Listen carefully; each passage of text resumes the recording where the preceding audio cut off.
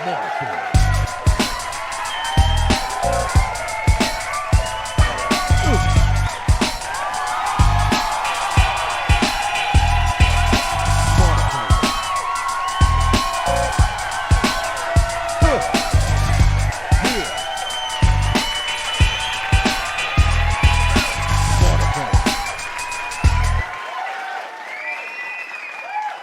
Hey, everybody, welcome to another segment of Smarterfan Podcast, where we bring you behind the veil of sports, business, and life. I'm Joe, and this is Barry. How you doing, Barry? Oh, I'm doing good. It's October. It's cool, crisp in the air, football. I'm feeling good. My friend. How you doing? I'm doing just fine. Good. What's cooking tonight? So it's been a crazy few weeks in the NFL. Right. So now I have a theory. Now, with all the chatter going on about how Aaron Rodgers runs the Jets organization, I think Woody took exception to that, and he came down from his ivory tower and decided to flex his ownership muscles and fired Robert Saleh. So that's interesting. Yeah, and he claims that he talked to Aaron the night before, but they didn't talk about that. So I'm like, yeah, right. Okay. But at any rate, DC Jeff Ulbrich he's the interim coach right now, So now they just made a blockbuster trade today. They traded a conditional third rounder for Davante Adams. Now, everybody knew this was coming. It was just not a matter of if, but when. And so it finally came down. So Aaron Rodgers got a new toy. So, and they could have used him last night. That's for damn sure. Yeah. I still think Bill Belichick is going to end up the head coach. And now that you've given me that information, that Davante's actually coming, yeah. So now Haasan Reddick, this guy, he's over $12 million in the hole right now. And his agent dropped him. So he got a new agent, and the Jets told his new agent, see if you can go out and find a trade. So that's where we're at with him. Is he the defensive lineman that's been holding out? Yes. Between the fines and the forfeited salaries, he's in the hole for over $12 million now. Not very smart. Not at all. Now, the Jets, they had a shot at first place last night. Are you serious? Oh, yeah. When they played Buffalo. But the game was a comedy of errors between the Jets were penalized 11 times for 110 yards. The missed field goals and all the missed opportunities, they wound up losing 23-20. So, hopefully Bill be there by Friday. Now the Texans and Chiefs are on track, and now the Commanders and Vikings are surprising because nobody expected Darnold to have that team at 5-0. Considering he was the backup. Coaching. Oh, yeah. Now, the Bengals and the Browns, they've been languishing, But now the Browns made a deal. They sent Amari Cooper to the Bills. They did? Yeah, that happened today, too. Wow. That could resurrect the Bills, bro. That move could resurrect the Bills for sure. Now the Niners and Hawks, they're battling it out for the division right now. The Falcons and the Bucks are neck and neck in the NFC South. So these are interesting weeks coming up, in the schedule. Now, as we were talking about Tua, now since his concussion, he's been on IR and he's eligible to return week 8. But there's no timetable according to his coach for his return, other than he said he'll be back sometime this season. So, yeah, last minute of the last game with 2 seconds on the clock. Yeah, that'd be bad. So, so that's my assessment of the NFL this week. It's been crazy, and I don't even want to talk about the Cowboys because they just got destroyed by Detroit, 47-9. Yeah, I mean, Detroit's legit. Oh yeah, but they just got him totally embarrassed. I mean, they were running plays that we played in our backyard. That's how bad the game was. Well, no coaching. There's just no coaching. It's not a mystery. It's not a talent issue. To me, it's a coaching issue, and they don't have very good coaching. You can have all the talent in the world, but they don't have very good coaching. And as I've always said for years, Jerry, if you want to coach, just take off the suit and come and coach. But you can't coach from the VIP. It doesn't work that way. Yeah, it doesn't work that way. Don't even get me started on Uncle Jed. Yeah. So what's going on with Renaldo? Ronaldo's pretty much coming. He's having his swan song. He's almost 40, believe it or not. And one of my favorite soccer players, but he's kind of going on his tour.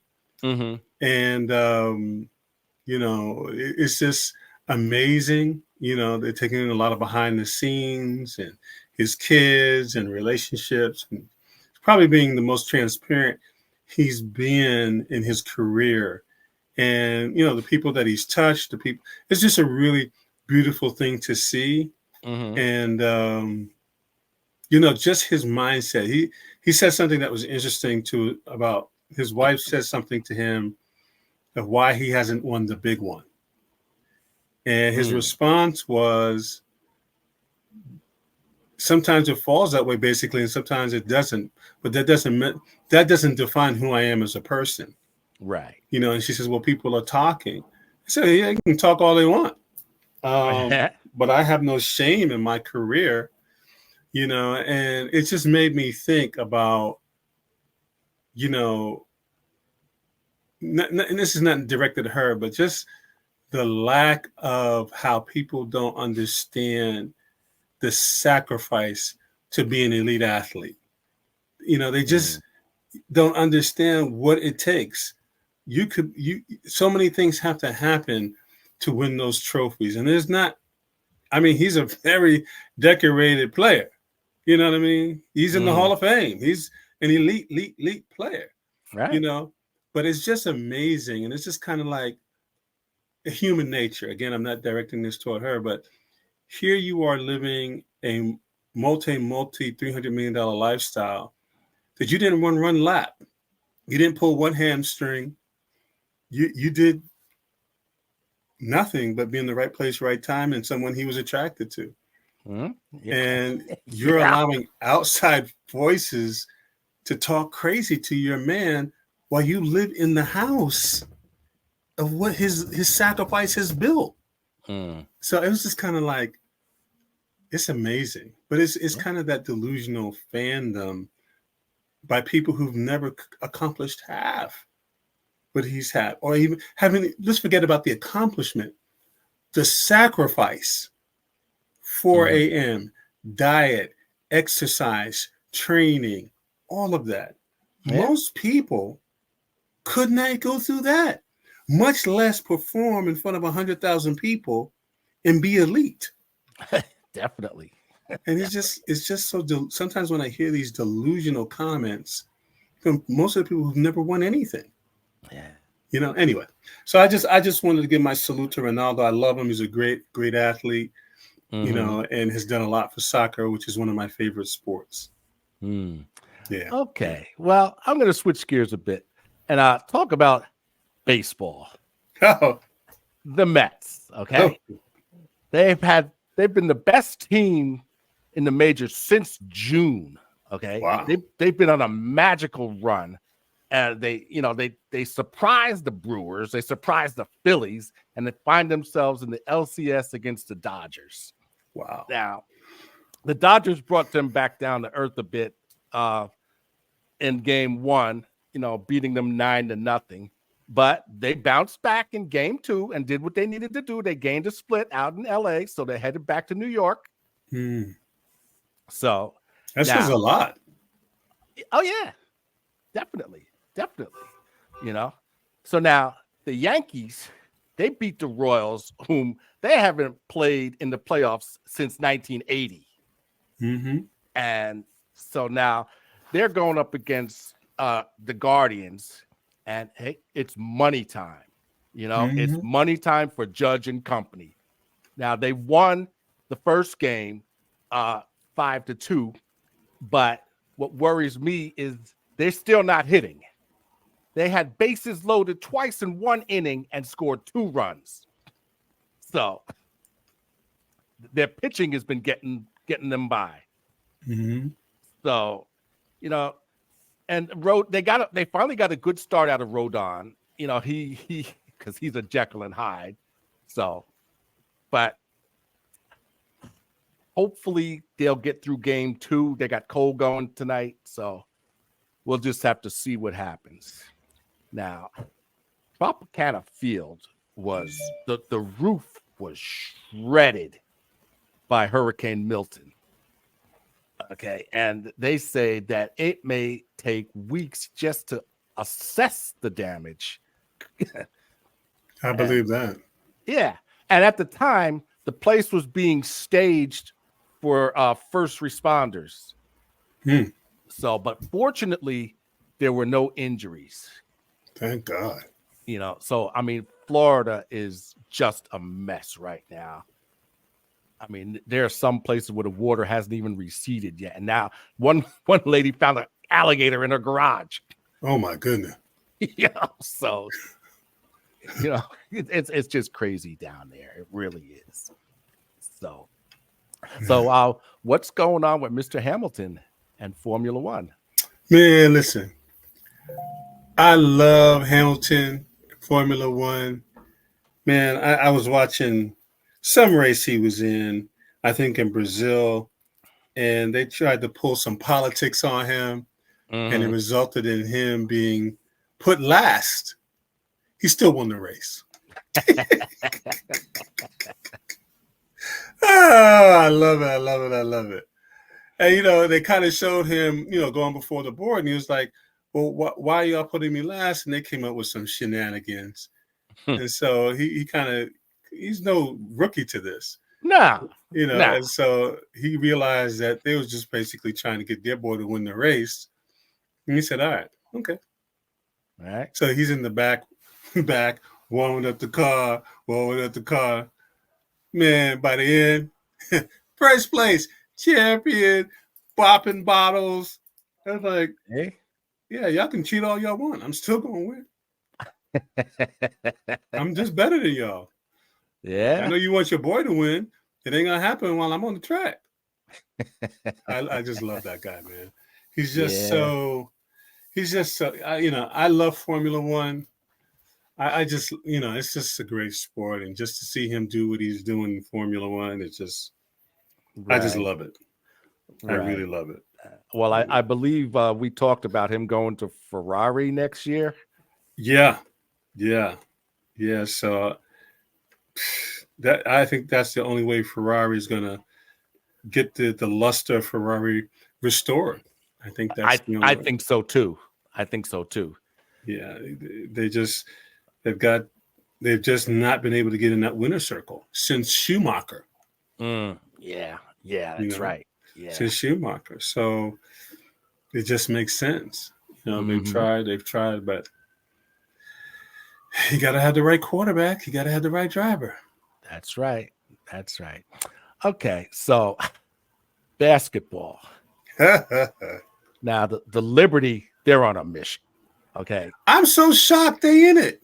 Oh, I'm not. They've been the top team all year. Really? Oh yeah. Yeah, Where have I been? Yeah, they took care of the Aces, and while the Lynx beat the Sun, which was the second seeded team. Okay, hold on. You mean Liberty beat Asia in Las Vegas? Yeah. What? Yeah. and the Wow. Lynx knocked off the Sun. So that set the Really? stage. Yeah, that set the stage. Now, game one, the Liberty blew an 18-point lead and wound up losing 95-93 in overtime. Who's over in the Liberty doing work like that? Brianna just chalked it up to having a bad game. So she went off in game two. She dumped 21 points, had 8 rebounds, 5 assists, and 7 steals, which is a finals record. Okay. Oh, she balling. So they made sure there was no doubt they beat them 80-66 in game 2. So now the pivotal game 3 is tomorrow night. So, wow.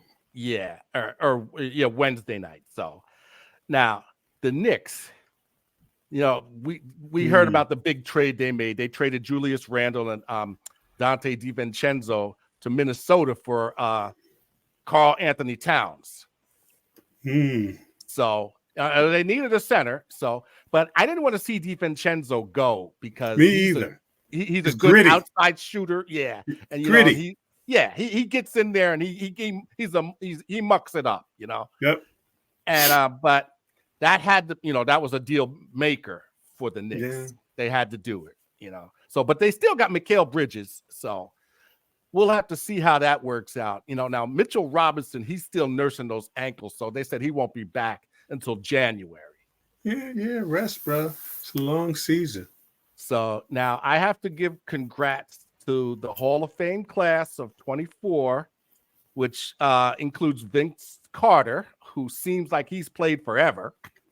Well, he almost played till he was 41. Yeah. And Chauncey Billups, he made his mark with the Pistons. Won a championship. Sean's got in there. Yeah. Now, this is something I didn't know. Doug Collins was on the 72 Olympic team. I could believe that, but I don't remember. Well, I was a kid, so I wouldn't remember. Yeah, but he's getting in. He played on the Sixers and he coached Michael Jordan with the Bulls. Before Phil Jackson came into the picture. Yeah. So then, and Jerry West, he's getting in as an executive because he's already. He should be in there already. Yeah, he's in as a player. Oh, but he's going in as an executive this time. Oh yeah. Without a doubt. Yeah, along with Michael Cooper. Oh, okay, cool. Okay. And Walter Davis. Oh, okay. And there are other ones, but these are the main ones. And Dick Barnett. He's going in. Not Dick Barnett. Yeah. Yeah. So, awesome. Congratulations to them. They finally, made it to the top. That's the top. Got their props. Absolutely. Well deserved. So, I love it. That's awesome. Definitely. Yeah, I think somebody should do some kind of documentary on Jerry West's life. I may be partial because I've always been a Jerry West fan. Well, he was a great player. He was just a great player. Great player, great person. Yeah. Great executive, great evaluator of talent. Just all around a really first-class guy. Everywhere he went, he built those franchises up. Yeah, because he knew what he was doing. Mm-hmm. He knows talent. Yeah, that's for sure. That's for sure. So, congratulations to the Hall of Famers. So, what's going on with Cam? Cam is now doing a thing on ESPN. Okay. And I think it's a good thing for a lot of reasons because, Cam has his podcast, 4th and 1. Right. But, I think it affords Cam an opportunity, and I think that's why Stephen A. did it or has his hand in it, to bring another element to the ESP family. Because Cam has a very unique place in sports. He has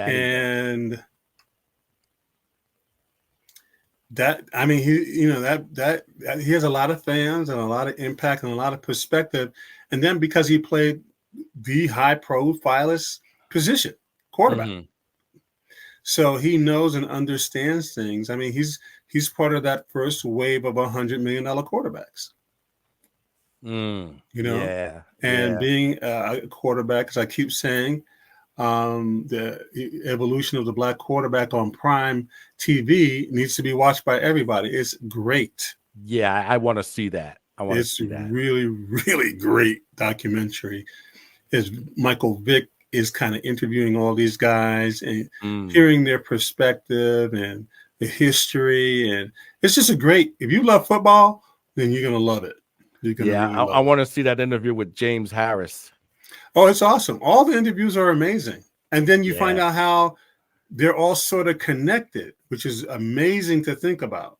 Like, what? So, yeah, it's like 6 degrees of separation. And even how Doug Williams got to Washington from the Buccaneers. Right. And then the role of John McKay and how Joe Gibbs was on one of the coaches. Right. So that's how Doug got to Washington. Yeah. And it was just amazing. And then how the whole dynamic with Schrader and Doug, and then Schrader eventually getting hurt. And then Doug taking them to the Super Bowl and winning it. Yeah. Oh, yeah. Yeah. Fascinating. So if you love football, I tell any fan, go watch that on Prime TV. It's great. And so Cam, it's a great opportunity. If Cam plays it right, it allows him, because he still has that college energy, but he's a pro. Yeah. You know what I mean? Yeah. He brings a very unique mix to it.